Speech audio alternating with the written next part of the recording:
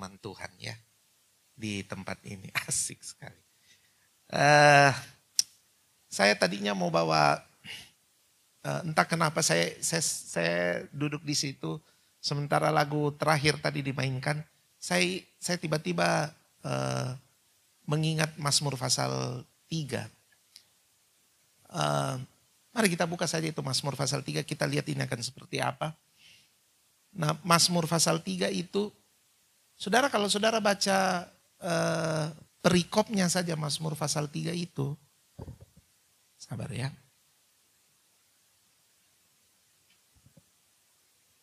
Kita akan pergi ke Mazmur pasal 3. Kalau saudara lihat perikopnya saja Mazmur pasal 3 itu perikopnya menurut saya itu aneh. Ya, itu perikop berat itu. Nyanyian pagi ketika menghadapi musuh. Kalau saudara tahu, saudara bangun pagi dan saudara tahu bahwa saudara sedang menghadapi musuh, bagaimana mungkin ide pertama yang keluar dari saudara adalah menyanyi? Tidak mungkin. Kita tidak mungkin menyanyi. Nah sekarang lihat konteksnya itu. Kalau saudara baca ayat 1, itu dibilang bahwa nyanyian pagi itu adalah nyanyian yang dilepaskan Daud ketika dia dikejar-kejar Absalom. Nah Absalom itu adalah anaknya Daud.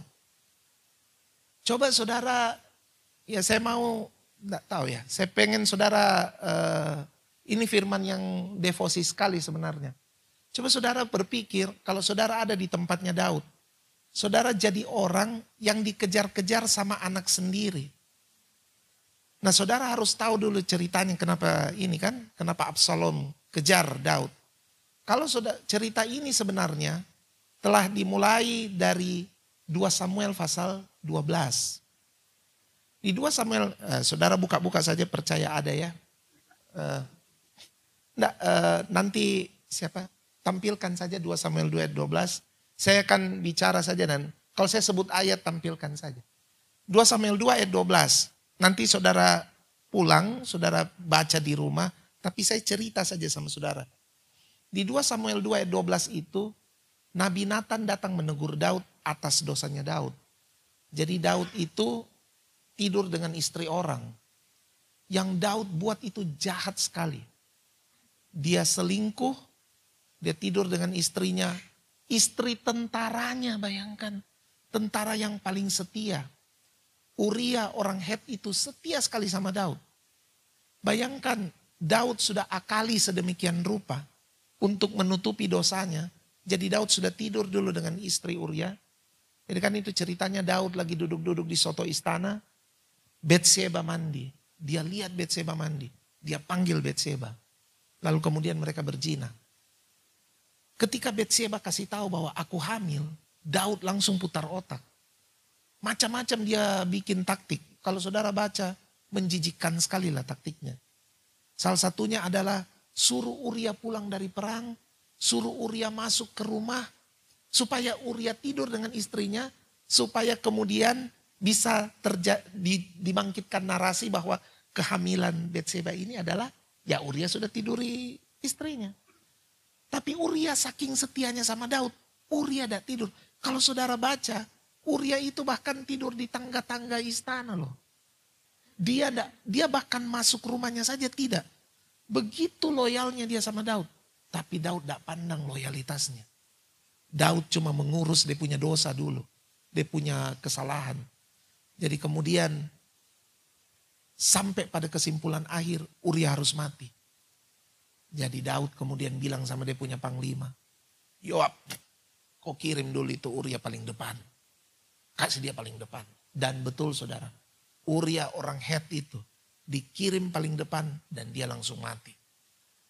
Ya kemudian Daud senang toh. Karena dia punya dosa tertutup. Menurut dia. Tapi 2 Samuel pasal 12. Datanglah seorang nabi yang lancang sekali. Namanya Nabi Nathan. Nabi Nathan ini datang dan langsung menegur Daud. Dia bilang, dia beberkanlah semua dosa. Nah saya Dia kasih perumpamaan, saya tidak usah baca perumpamannya. Saudara nanti baca di rumah lebih bagus ya. Saudara baca di rumah. Terus kemudian Nabi Nathan kasih tahu apa yang Tuhan katakan sebagai hukuman buat Daud. Mulai ayat 8. Telah kuberikan isi rumah tuanmu kepadamu dan istri-istri tuanmu ke dalam pangkuanmu. Aku telah memberikan kepadamu kaum Israel dan Yehuda. Dan seandainya itu belum cukup, telah kutambahkan lagi itu kepadamu. Saudara, tidak sembarang waktu Tuhan bilang, saya itu kasih kamu istri-istri tuanmu. Karena memang istri-istri Daud itu kalau saudara lihat, itu tadinya tuannya toh. Nabal misalnya. Itu kan Daud jaga-jaga dia punya ternak. Ya. Ya saudara, banyaklah istrinya. Jadi kita tidak bahas istri-istri toh. Kita kan sekarang hidup dan satu istri. Itu jadi susah. Jadi, pokoknya istri-istri tuannya. Kenapa kita sibuk dengan istri-istri? Lalu ayat 9 bilang, mengapa engkau menghina Tuhan dengan melakukan apa yang jahat di matanya? Uria orang Het itu, kau biarkan ditewaskan dengan pedang. Istrinya kau ambil menjadi istrimu. Dan dia sendiri telah kau biarkan dibunuh oleh pedang Bani Amon. Oleh sebab itu, nah ini hukumannya.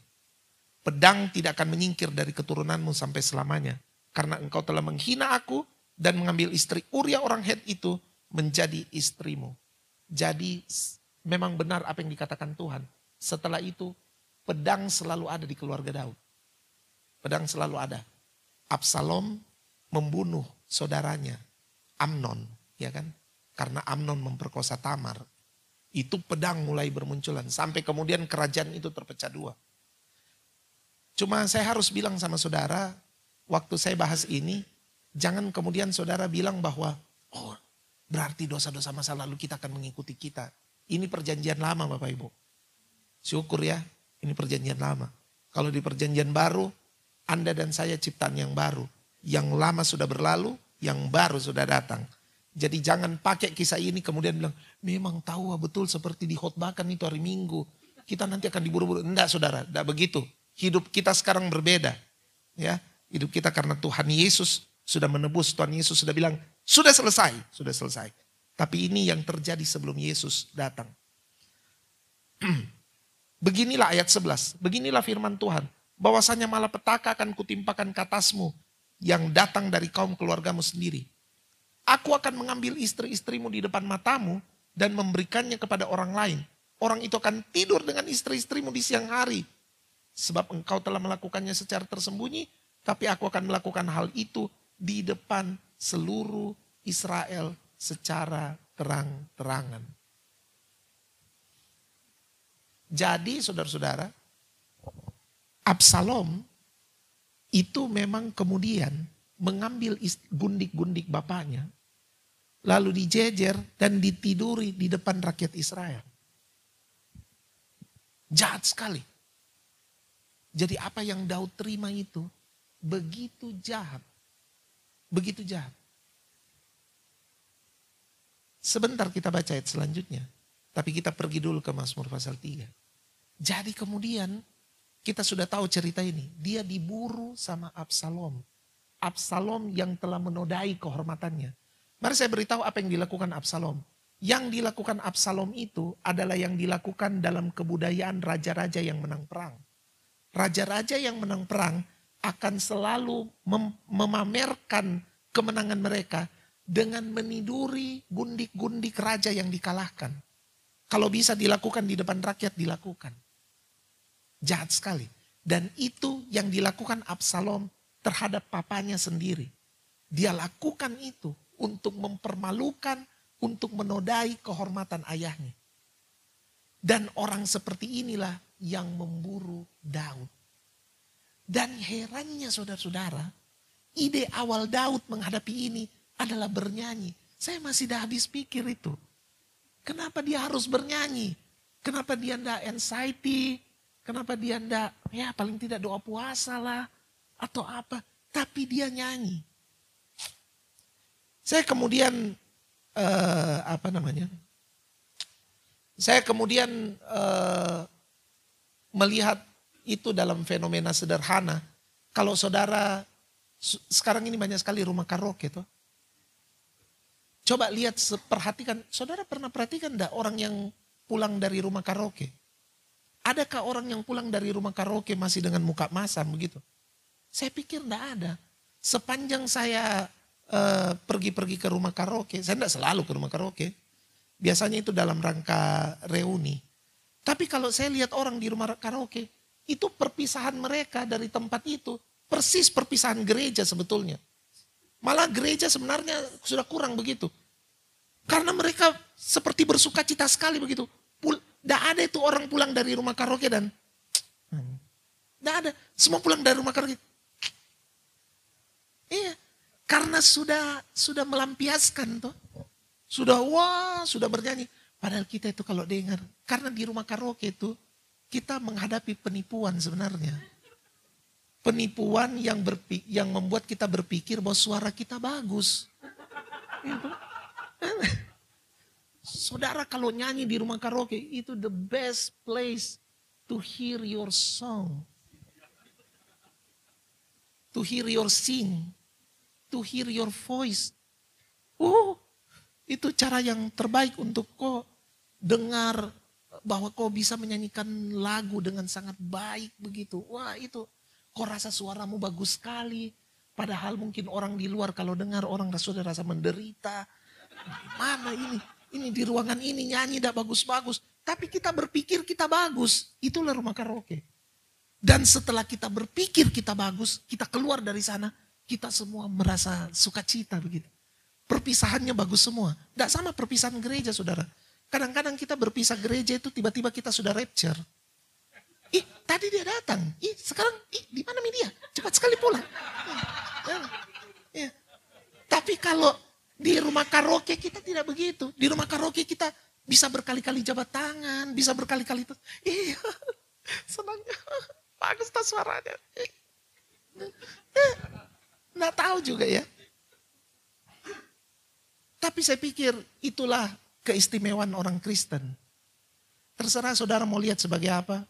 Saya bertumbuh dengan pengajaran bahwa menyanyi itu bukanlah sesuatu yang terlalu penting sebenarnya dalam gereja. Tapi saya memberitahu saudara, privilege orang Kristen itu dalam ibadahnya itu menyanyi. Jadi kalau menyanyi, menyanyilah yang baik. Iya, menyanyilah seperti di rumah karaoke. Menyanyi sekuat-kuatmu, tidak usah tahan-tahan.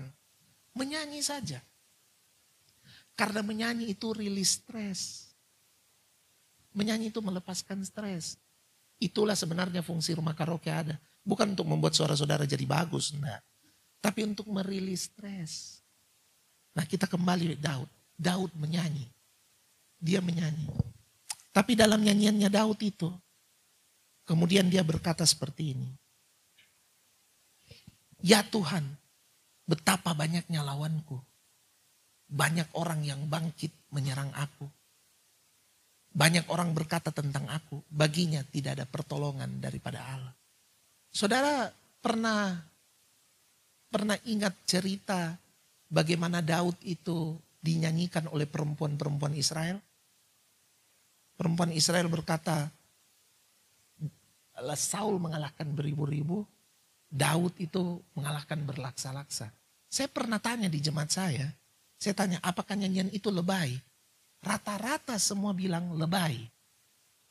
Tapi buat saya itu tidak lebay. Kenapa? Karena Daud waktu kalahkan Goliat itu tidak mengalahkan satu orang. Dia mengalahkan bangsa. Goliat itu telah membuat satu bangsa gemetar. Ya kan? Seluruh bangsa Israel gemetar. Tidak ada yang berani lawan Goliat. Bahkan Saul sampai memberikan tawaran yang paling menjijikkan untuk seorang ayah lakukan. Di mana dia berkata begini, tolong coba siapa yang bisa lawan Goliat dan mengalahkan Goliat, saya akan nikahkan dia dengan anak saya Mikal. Itu menjijikkan sekali. Bayangkan kamu bisa obral anak perempuanmu. Saya cuma bayangkan kalau tiba-tiba yang kalahkan Goliat itu, minta maaf ya, yang kalahkan Goliat itu mungkin agak bagaimana ya, agak baik-baik begitu mungkin. Dia tiba-tiba lempar batu sembarang atau lempar parang. Goliat kalah begitu. Dan Mikal harus kawin dan orang kayak begitu. Tapi Saul telah menawarkan anaknya. Siapa yang bisa kalahkan Goliat? Kawini anak saya Mikal. Saya langsung berpikir bagaimana kalau saya jadi Mikal ya. Pasti anak raja cantik, dihormati, tapi diobral untuk bisa dinikahin oleh siapa saja. Coba saudara sebagai perempuan pikirkan itu. Saudara pasti terluka. Di menit papa Anda announce itu, Anda pasti terluka. Lukanya minta ampun. Jadi Daud itu memang dia kalahkan banyak orang. Nah kemudian di ayat ini, kenapa saya cerita itu? Karena di ayat ini Daud bilang ini, betapa banyaknya lawan. Sebenarnya saudara, betapa banyak lawan Daud ini. Kalau Daud masih merujuk kepada apa yang dia hadapi dengan Goliat, maka banyak lawan ini bukan soal jumlah sebenarnya. Tapi kepedihannya karena dilawan anak sendiri. Buat dia dilawan anak sendiri itu sudah banyak lawannya. Dan tahukah saudara bahwa banyak orang-orang dekat Daud itu berpihak kepada Absalom. Salah satunya itu Ahitofel. Ahitofel itu adalah sebenarnya Ahitofel itu adalah omnya Betseba. Omnya Uria. Si Ahitofel itu. Tapi Ahitofel jadi penasehatnya Absalom. Dan Ahitofel itu berteman baik dengan Daud. Tapi dia jadi penasehatnya Absalom. Banyak lawannya. Apa yang membuat lawan kita banyak? Sesungguhnya karena bukan jumlahnya. Tapi orang-orang yang kita rasa sebenarnya dekat dengan kita. Saudara pernah waktu saudara konflik dengan pasangan saudara, saudara kayak rasa seluruh dunia memusuhi Anda. Padahal yang konflik cuma satu orang. Ya. Betapa banyak orang melawan aku. Nah ada tiga dinamika orang ketika berada dalam keadaan seperti Daud. Yang pertama, ketika kamu berada dalam keadaan seperti begini, kamu itu pasti takut.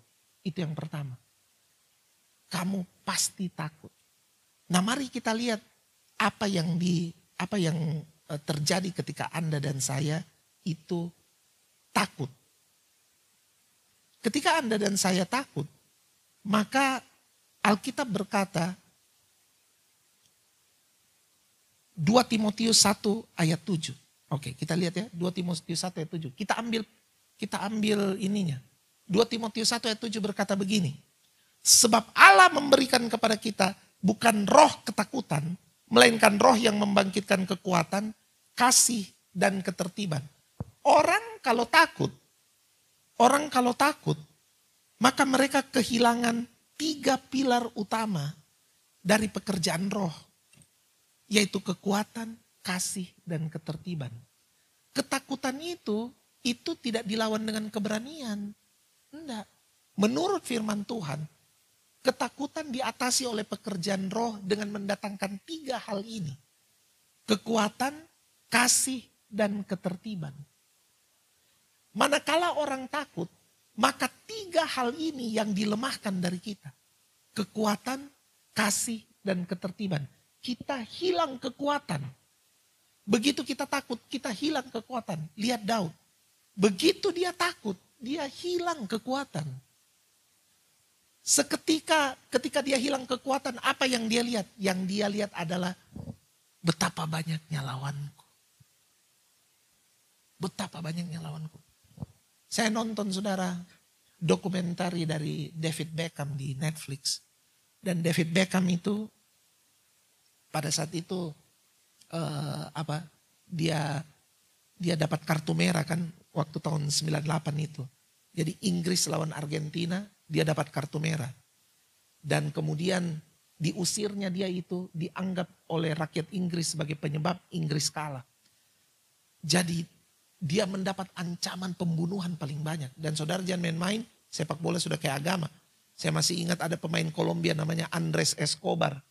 Dia menciptakan gol. Sayangnya gol bunuh diri saudara. Bukan gol. Jadi dia ciptakan gol bunuh diri. Dan kemudian dia pulang ke Kolombia dan dia dibunuh oleh kartel narkoba di sana. Mati dia ditembak. Jadi David Beckham itu sudah diteror macam-macam. Dan dalam periode dia diteror itu, dia jadi lemah. Dia main di liga, umpannya sembarangan, mainnya ngawur, lari-lari tidak jelas, kelihatan bertenaga tapi tidak ada tujuannya begitu. Pernah lihat orang begitu ya? Yang kelihatan bertenaga tapi tidak jelas tujuannya. Gitu. Ada kan yang kayak begitu. Jadi dia kehilangan fokusnya, dia kehilangan kekuatannya. Bayangkan saudara, apa yang dihasilkan oleh rasa takut. Yang kedua, takut mencabut ketertiban. Wah, ini ngeri sekali. Dia mencabut kekuatan, dia mencabut kasih. Kalau saudara takut, saudara tidak mungkin maksimal dalam kasih. Iya kan? Saya lihat ada teman saya begitu yang parno sekali kalau ada orang minta-minta uang di mobilnya. Saya pikir dia cuma seke saja, ternyata dia parno. Karena dia bilang, dia dulu pernah lihat dengan mata kepala sendiri di Kelapa Gading. Bagaimana orang yang tadinya minta-minta tiba-tiba kasih keluar golok kasih keluar parang di belakang. Dan duit. Waktu dia lihat itu dia langsung trauma. Setiap kali orang merapat ke mobilnya, dia pikir ada parang di belakangnya itu orang. Dia trauma. Bayangkan kalau saudara takut, saudara kehilangan kasih kepada orang. Ada di sini yang trauma-trauma dalam hubungan. Saudara trauma dengan kesalahan suami Anda di masa lalu. Saudara trauma dengan kesalahan istri Anda di masa lalu. Saudara trauma dengan kesalahan orang tua Anda di masa lalu. Saudara trauma dengan... Sebutkanlah, saudara trauma dan pendeta di masa lalu. Pendeta juga bisa jadi sumber trauma saudara. Wah, bayangkan itu. Profesi paling bagus saja bisa membuat sumber trauma. Jadi kita kehilangan kasih. Yang ketiga kita kehilangan ketertiban. Lihat orang yang takut, tidak tertib. Pernah tahu kan kalau saudara mengalami kecemasan? Kalau saudara mengalami kecemasan apa yang terjadi? Saudara salah satunya adalah kurang tidur. Kalau saudara kurang tidur itu berarti apa? Tidak tertib. Kalau saudara mengalami ketakutan apa yang terjadi? Saudara tidak makan. Pernah dengar ceritanya Hana yang tidak bisa makan. Hana berdoa setengah mati, 1 Samuel pasal 1. Dia berdoa dan tidak bisa makan. Karena apa? Karena begitu pedih hatinya. Ya kalau saudara takut, saudara tidak bisa apa-apa. Yesus pernah alami itu. Yesus bilang sama murid-murid, tidak bisakah kamu bertahan 1 jam saja? Saya di sini sudah kayak orang mau mati. Orang kalau takut, hilang tertibnya. Ya. Jadi manusia-manusia yang tidak tertib, tolong jangan-jangan kalian hidup dalam ketakutan. Saya rasa orang yang suka selingkuh itu ketakutan. Iya. Orang yang suka selingkuh itu ketakutan. Karena hidupnya tidak tertib. Hidupnya tidak tertib. Makanya dia selingkuh. Iya. Karena dia hidup dalam ketakutan. Hal yang kedua dari dinamika orang yang seperti yang dialami Daud ini. Itu yang disebut depresi. Kalau saudara depresi itu punya arti begini. Bahwa saudara tersedia untuk dipres oleh tekanan kehidupan saudara. Saudara menyediakan diri untuk dipres oleh tekanan hidup saudara. Itulah depresi. Depresi itu bukan datang karena perlawanan. Enggak. Saudara menyediakan diri saudara untuk dipres. Saudara sediakan diri Anda. Apakah ada di sini yang sedang menyediakan diri untuk dipres?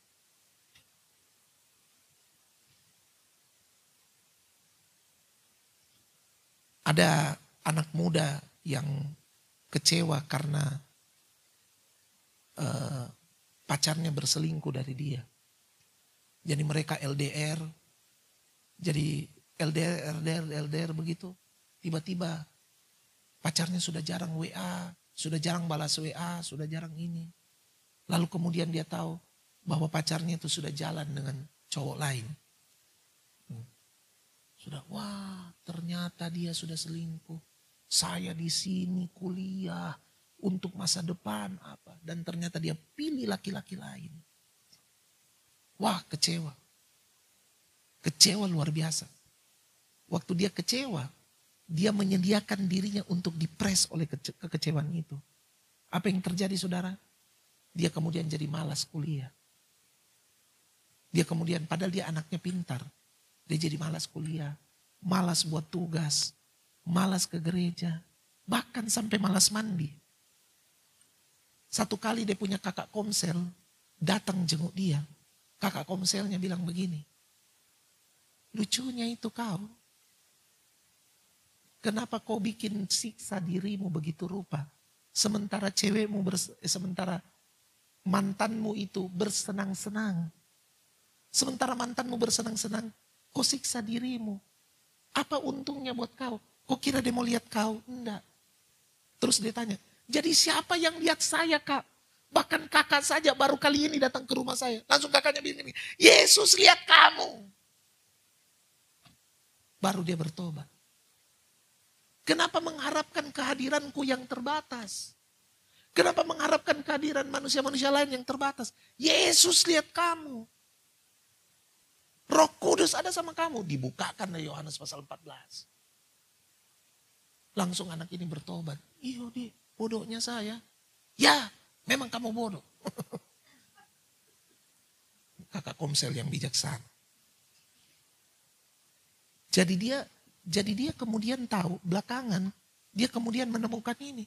Oh iya kita ini kalau depresi memang kita yang menyerahkan. Coba saudara baca 1 Petrus 5 ayat 7. 1 Petrus 5 ayat 7 itu bilang begini. Rasul Petrus berkata bahwa serahkanlah segala kekhawatiranmu kepadanya. Jadi begini saudara. Semua perasaan-perasaan takut, depresi kita itu harus diserahkan. Bukan diolah, diserahkan. Cuma itu lagi, diserahkan ke siapa? Nah itu pertanyaannya. Menurut Petrus, kita harus serahkan dia kepada Tuhan. Kenapa harus diserahkan kepada Tuhan? Karena Petrus bilang gini, sebab Tuhan yang pelihara kamu. Pak, Bapak Pendeta tidak pelihara saudara. Orang tua terbatas memelihara saudara. Rohaniawan terbatas memelihara saudara. Tapi pemelihara sejati itu Tuhan.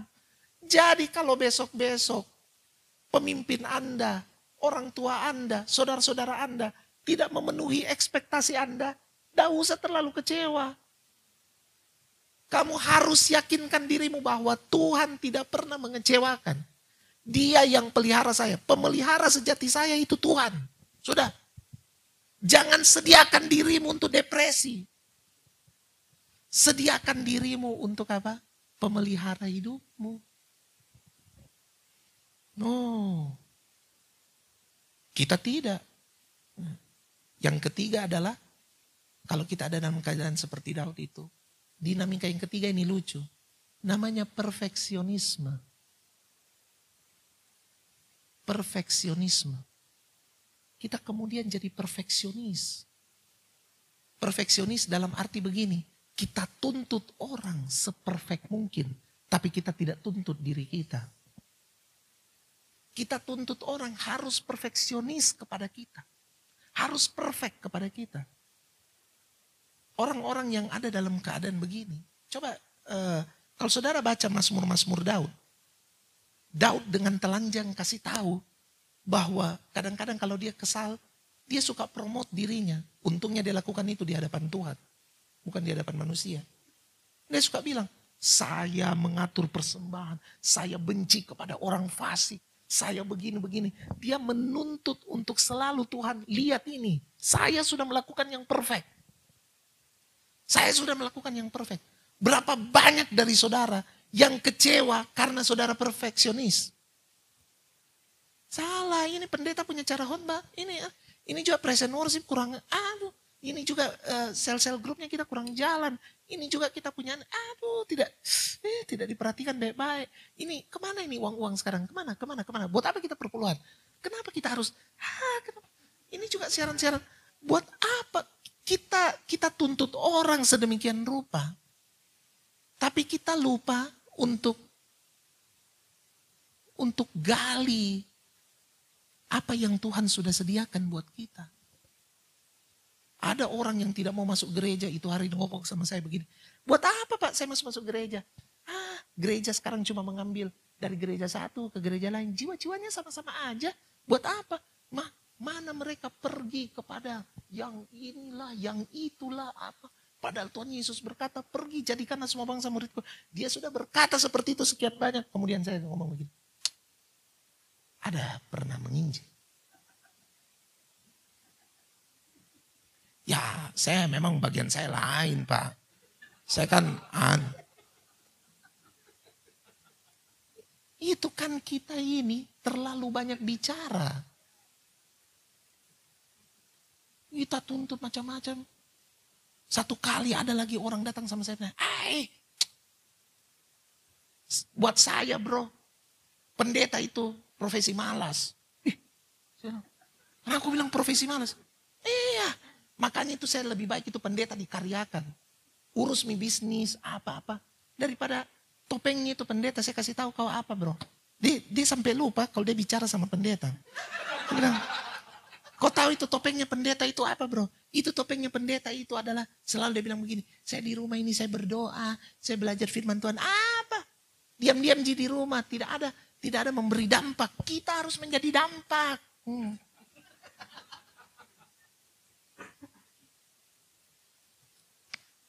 Terus saya bilang sama dia, let me tell you, apa yang terjadi sama saya.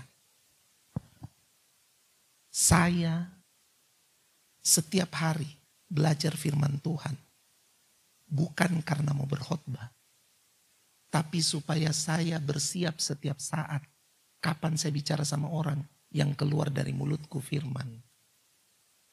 Dan itu bukan cuma berkhotbah, itu kalau saya ada di tukang tambal ban, itu kalau saya ada di tukang bakso, itu kalau saya bicara firman, saya penuhi otakku dan firman karena saya tahu panggilanku itu. Kau pernah terbangun tengah-tengah malam cuma karena ingat orang yang tidak ingat kau. Tapi Tuhan kasih ingat mukanya ini orang. Kita terbangun tengah malam terjaga cuma ingat ini orang. Kadang-kadang yang dikasih ingat sama kita orang-orang menjengkelkan juga. Yang kita sebenarnya secara manusia tidak menyukainya. Berbahagia ya kalau orang yang menjengkelkan itu. Kadang-kadang dia yang diingatkan sama hamba Tuhan. Hamba Tuhan terjaga jam-jam 3 pagi begitu cuma ingat yang wajah-wajah menjengkelkan ini. Bukan karena kepahitan, tapi karena Roh Kudus bilang berdoa buat mereka. Mau kamu begitu? Mau kamu? Terus dia bilang, ya tapi tetap harus effortnya lebih nyata. Effort apa?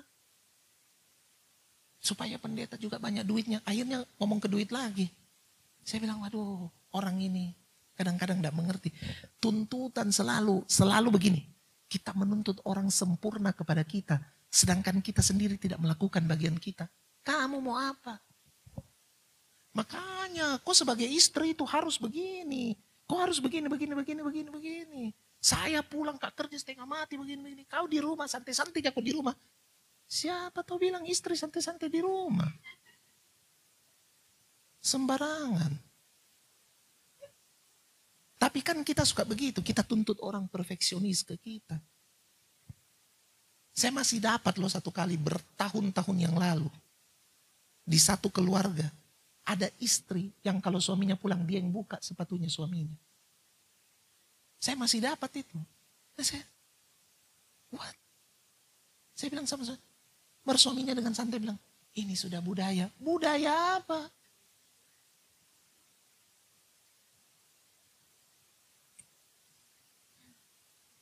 Kita kembali ke Mazmur pasal 3. Saya suka kalau baca Mazmur. Kalau saudara mau lebih tenang hatinya, saya segera selesai.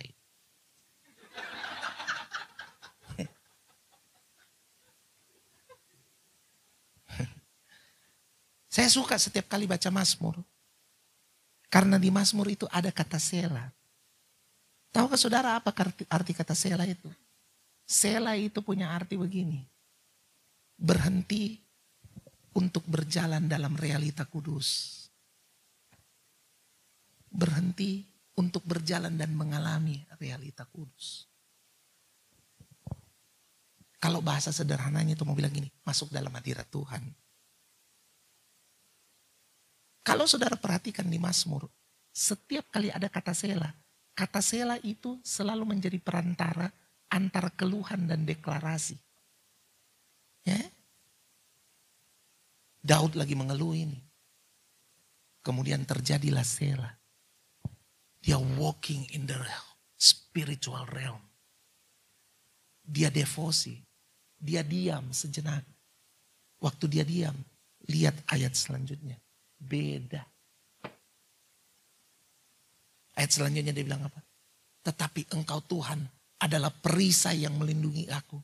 Engkaulah kemuliaanku yang mengangkat kepalaku. Ketika dia Sela, dia menemukan fakta. Kalau dia ada dalam keadaan dikejar musuh, dia punya keyakinan iman yang luar biasa. Yang pertama, dia punya keyakinan iman bahwa Tuhan itu perisai yang melindungi dia. Tuhan itu perisai yang melindungi dia. Saudara tahu perisai? Perisai itu berarti yang kena senjata lebih dulu itu perisai. Kan dia patangkisnya tuh. Tapi dia kena senjata dulu. Artinya begini, cuma mau bilang begini saudara. Diizinkan memang ada senjata ke kita. Tapi Tuhan yang jadi perisai buat kita. Daud yakin sekali langsung. Terserah pagi hari ini saya tahu musuh sedang mengejar saya. Tapi Tuhan akan tetap dan selalu menjadi perisai buat saya. Yang kedua dia bilang begini. Engkaulah kemuliaanku yang dan yang mengangkat kepalaku. Daud menemukan ketika dia habis Sela, dia menemukan begini. Ternyata kemuliaanku itu adalah Tuhan sendiri yang mengerjakan kepadaku apa? Mengangkat rasa maluku. Mengangkat kepala itu berarti mengangkat rasa malu. Ada saudara di sini yang lagi malu berat. Jatuh. Tapi kemuliaan Tuhan buat saudara itu mengerjakan pada saudara apa? Dia angkat wajah saudara. Saudara tidak malu lagi. Dia angkat wajah saudara. Saudara boleh gagal, saudara boleh dihina orang, saudara boleh tidak dimengerti orang. Tapi kemuliaan Tuhan dalam saudara. Mazmur pasal 8 bilang gini. Apakah manusia sehingga engkau mengindahkannya? Apakah manusia sehingga engkau mengaruniakannya kemuliaan dan hormat? Di dalam kita itu ada kemuliaan. Tapi kemuliaan punya cara kerja itu adalah mengangkat wajah kita sehingga kita tidak malu lagi. Yang sedang mengalami hal itu. Kemuliaan Tuhan itu mengangkat wajahmu lagi. Kemudian di ayat selanjutnya Daud bilang gini. Dengan nyaring aku berseru kepada Tuhan. Dan ia menjawab aku dari gunungnya yang kudus. Yang ketiga dia kemudian punya keyakinan bahwa Tuhan selalu mendengar seruannya. Apakah arti kata seruan itu? Seruan itu bicara tentang apa? Seruan bicara tentang deklarasi. Seruan tidak selalu bicara tentang minta tolong. Tapi seruan itu bicara mengucapkan kembali, mendeklarasikan kembali janji Allah dalam hidup kita.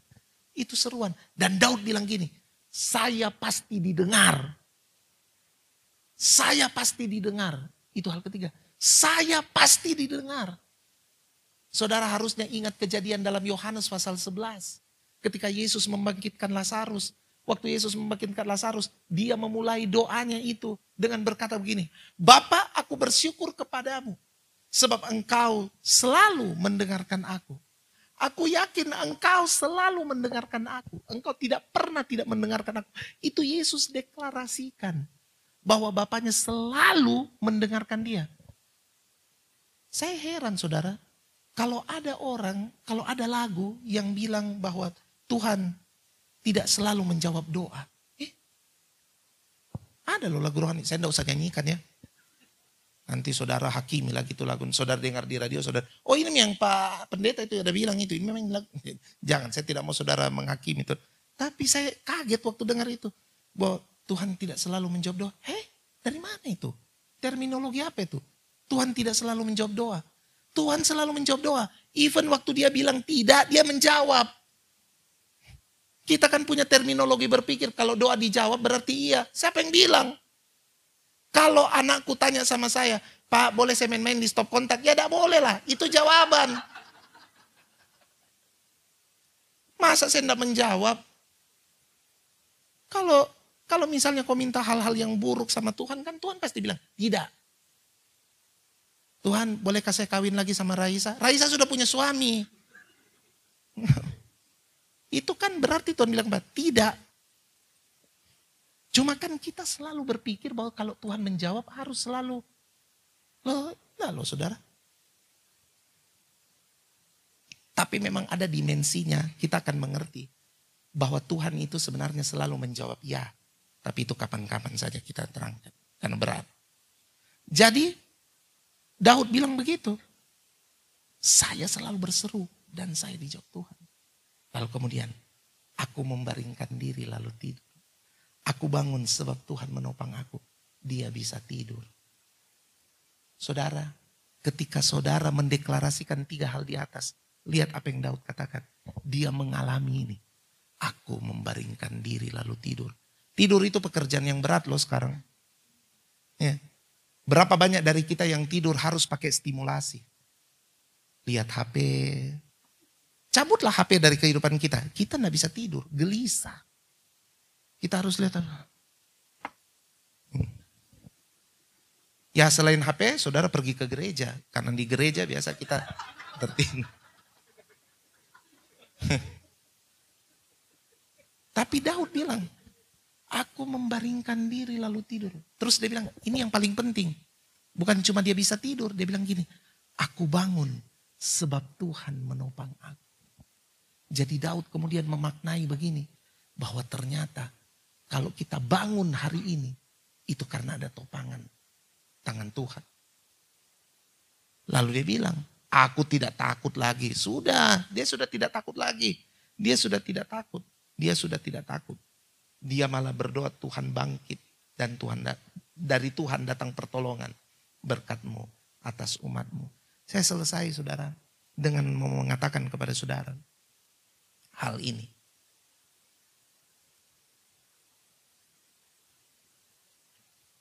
Apa saja yang kita alami. Jangan pernah berupaya dengan tekad-tekad. Kita selalu ini suka sekali bertekad. Tuhan, jadikanlah aku orang baik hari ini, besok. Besok hari saya bangun, jadikanlah aku orang baik. Begitu saudara berdoa begitu, saudara akan dipertemukan dengan orang-orang yang tidak baik. Ya itu kan sebenarnya cara kerja untuk membangkitkan kebaikan saudara. Kan begitu. Dan kemudian orang jadi putus asa sama doanya. Kenapa ya saya harus berdoa? Saya tidak mau berdoa lagi. Memang karena kita salah berdoa. Yang saya mau bilang pada saudara dari Kejadian Mazmur pasal 3 ini adalah. Saudara harusnya tidak memulai kehidupan kekristenan Anda berlandaskan tekad. Tapi saudara melandasi kehidupan kekristenan saudara berlandaskan penyerahan total kepada Tuhan. Tekad itu effort manusia. Saya bertekad supaya besok saya tidak jatuh lagi. Ya jatuh lagi. Begitu jatuh lagi, kecewa sama Tuhan. Siapa yang pertama kali dikecewakan? Siapa yang pertama kali kita rasa kecewa? Tuhan. Tuhan janji begini, Tuhan janji begitu. Karena kamu mengambil bebannya Tuhan. Seharusnya kamu bilang gini, Tuhan, kasih saya mata untuk selalu menemukan apa yang kau kehendaki dalam apa saja yang saya hadapi. Kasih saya. Itu aja. Karena waktu itu kamu sudah hidup berserah. Kalau kamu baca cerita Daud penuh dengan penyerahan. Daud itu tidak mengedepankan effort dirinya. Dia selalu mengedepankan effort Tuhan dalam dirinya. Saya pernah mungkin kasih kisah ini pada saudara, tapi saya ulang saja lagi. sebagai penutup yang baik. Ketika Daud belum jadi raja secara menyeluruh di Israel, dia masih jadi pelarian dari Raja Saul. Satu kali mereka difasilitasi oleh Raja Filistin untuk tinggal di satu kota bernama Siklag. Kejadian ini ada di 1 Samuel pasal terakhir. Kita tahu bahwa Siklag itu terbakar. Dibakar oleh orang Amalek. Setelah dibakar, istri dan anak-anak mereka diambil oleh orang Amalek. Waktu Daud pulang dengan tentara-tentaranya, mereka semua sedih. Karena selain kota dibakar, istri anak diambil, hilang lenyap. Kalau kota dibakar sudahlah. Tapi kalau istri anak diambil, kita mau cari siapa? Lalu kemudian mereka pedih hati. Kalau saudara baca di Alkitab, orang-orang ini saking pedihnya hatinya, mereka sudah lupa Daud itu siapa. Sampai mereka berikhtiar, mereka bertekad untuk melempari batu Daud. Karena pedih sekali hatinya mereka. Kalau saya jadi Daud, begitu saya mau dilempari batu, pasti saya sudah bilang, tenang saudara-saudara. Masih ingat toh, saya potong kepalanya Goliat toh. Tenang, kita mau kejar ini, kita mau kejar. Segera kita kejar. Untung bukan saya yang jadi Daud. Karena Daud di Alkitab itu, Daud dibilang gini, bayangkan ini Daud ya, sudah mau dilempari batu. Alkitab bilang gini, Daud menguatkan kepercayaannya kepada Tuhan.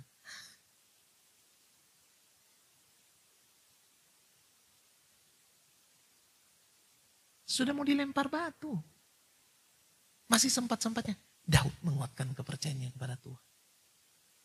Habis itu dia bilang apa? Dia pakai tanya Tuhan. Ini situasi kritis, main tanya Tuhan. Kalau saya ada di sebelahnya, saya pasti bilang gini, belum tentu kau dengar itu betul. Belum tentu itu suara Tuhan, siapa tahu suara-suaramu sendiri. Jangan mau kok, yang rasional saja. Kadang-kadang kita ini ya, sudah tidak suka mau menunggu suara Tuhan. Kita pikir, kita kan dikasih otak. Kita lakukan saja, ini kan rasional. Siapa yang bilang? Daud tanya Tuhan. Dia tanya, Tuhan bolehkah saya kejar? Tuhan, baru Tuhan jawab, kejar. Baru dia kejar. Mungkin kalau saya di sebelahnya Daud, saya tidak usah tanya-tanya Tuhan, ayo kita kejar saja langsung. Memang kita kejar, tapi mungkin kita kalah. Tapi Daud, dia tunggu Tuhan bicara. Dan Tuhan bilang, kejar. Waktu Tuhan bilang kejar, baru dia kejar. Yang saya mau bilang pada saudara adalah, hidup itu bukan cuma karena pengalaman, tekad. Tapi hidup sebaiknya berlandaskan pada penyerahan diri, pada tuntunan ilahi. Tuhan Yesus memberkati kita semua. Mari kita